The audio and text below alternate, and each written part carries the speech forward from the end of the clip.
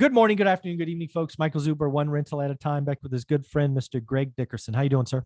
Doing great, Michael. How are you? I'm doing very well. So something I've been waiting to ask you, right? You have told me, you've helped me be better, talking about good times never last, bad times never last. I think it's fair to say we've left the good times, we're entering or are in the bad times.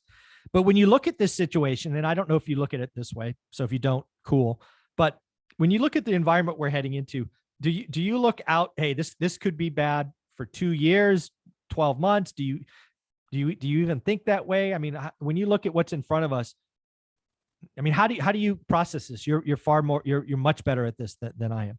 Yeah. So, I watch obviously different things for different lengths, right? So, Sure. when you're talking about equities, cryptos, things like that, I mean, you're day to day right now, you're headline risk. And, Mhm. I mean, you've got big moves that could happen at any point in time, day to day. But in terms of, the big macro events, like housing and things like that, and, inflation, Fed moves, things that could really affect longer term, then you start looking out, 6 months, 1 year, 2 years, and there's a lot of talk out there right now that, we're in a recession already, and we're not going to really see the big deepest parts of it until next year. And it could be a couple of years that we're in this situation. And traditionally, bear markets and equities and stocks traditionally last a couple of years. Again, we talked about in the last episode, housing doesn't correct overnight, doesn't happen overnight.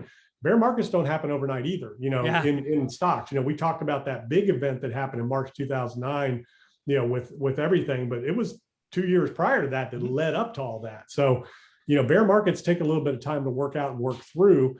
They've been, recoveries have been accelerated recently because of Fed action. And, we've had these V-shaped recoveries like 2017, 2018, when the credit markets broke, but we're not in that position now. The Fed can't just jump in. So it depends on what sector you're looking at, but you got to look at things daily. You got to look at stuff, Mhm. seasonally, Okay. and from the summer to the fall, and into the holidays with what we've gone through with the pandemic and supply chains and inventories and things like that. But from a global macro perspective, yeah, you got to start thinking all of that working into the next year, the next 2 years, to really plan what your moves are going to be depending on what you're doing. Yeah. And really, when I think about our conversations, I really go back to, you created a business from nothing, several businesses, and you've really brought to this channel, hey, something to go look at is maybe buying a business, getting seller financing.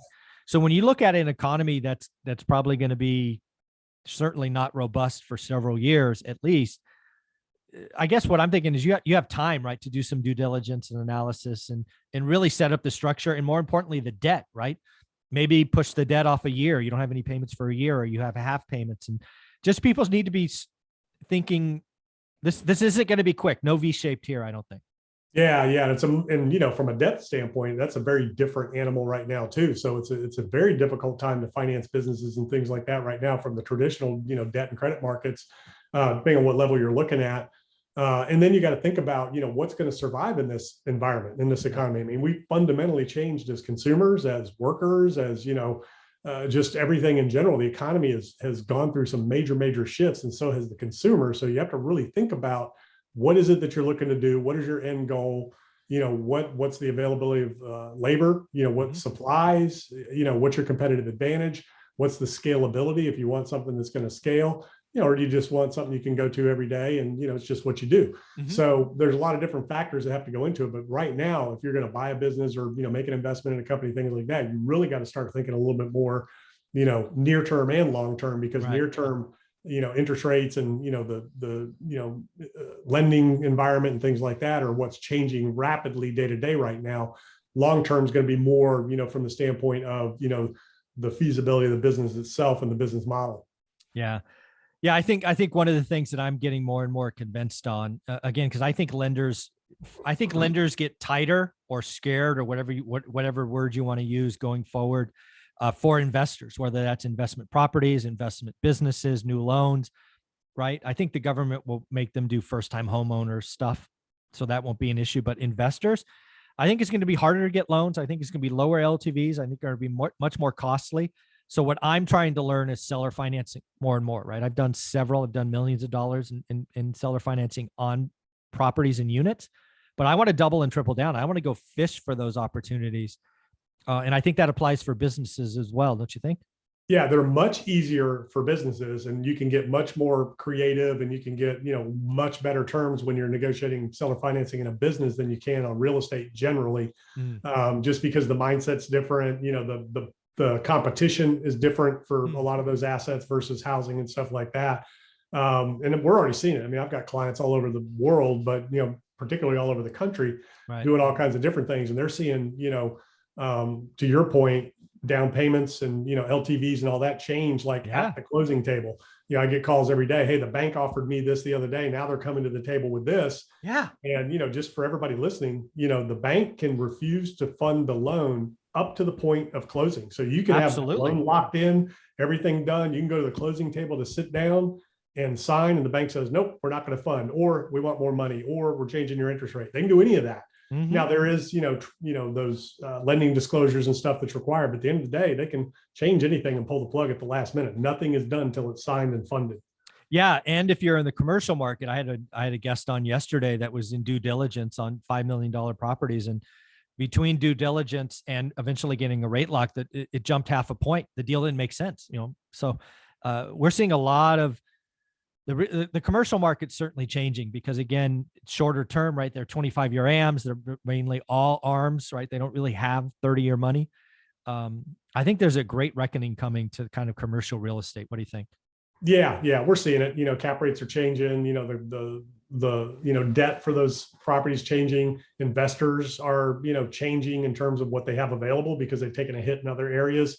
So it's a different time right now. And then going back to your point about financing, seller financing, a business versus real estate. For real estate, you have to find an owner that's either in distress or motivated. Yep. Or it just makes more sense. From Yeah. a tax structure or just income structure, whatever it is. It can make more sense for them, and or you're paying a premium for that property. Say, look, the seller can't sell or doesn't want to sell for less than what they want. The Mhm. market doesn't bring that now, so you could come in and say, look, I'll give you your asking price, but you got to give me my terms. Exactly. And you can structure it that way so it works. With a business, it's interesting because, like I said, a lot of them don't have an exit plan. They don't have a Yeah. lot of buyers lining up, especially for difficult businesses like restaurants and bars and service-based businesses that require work. People don't Mhm. want to work a lot, so there's not a lot of buyers for those companies.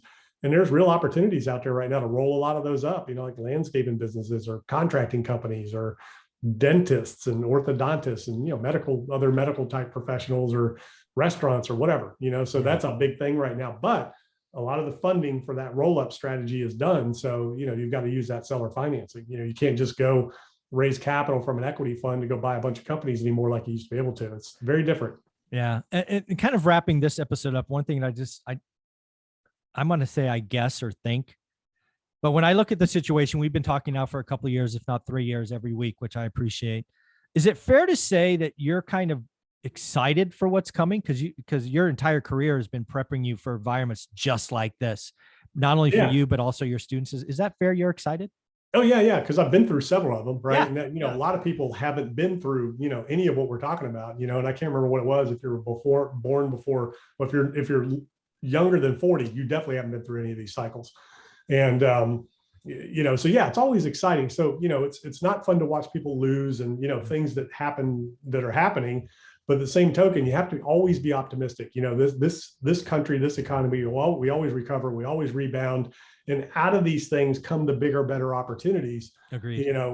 For growth and for scaling and things like that. And there's opportunities in every environment, but it's much easier now to hit exponential gains when you're resetting than it is at the top. Absolutely. Like Kathy Wood, she's Yeah. coming in right at the top talking about these 80% annual returns or whatever it was she was promising. Yeah. That's like, that's very difficult, if not impossible. But down here, well, it starts to get a little bit more realistic. Yeah, exactly. It's at 20, it's a lot better than at 80. Yeah, exactly. She has she used to have a 5-year outlook, then it was a 10-year outlook, and now I think I don't know what it is now. But when you have a long-term outlook, but then you can start saying. But anyways, now it's exciting because these peaks and valleys create opportunities. Things change, innovation happens. I mean, this is when you innovate. Yeah. This is when the biggest exponential returns can be made in business and investments. And that's what's exciting. And talent shifts around to different things. And it's these are the times that exciting things happen. And it's unfortunate for a lot of people, but Yeah. Whatever that valley you go through, man, the mountain that you reach and the peak that you reach on the other side is just always amazing. Yeah. I'm so excited. And again, I've been following and watching you, reading your stories a lot. And yeah, I'm really excited for what's going to come for people that are prepared. We've been talking about it, get prepared. Winter's coming, winter's here.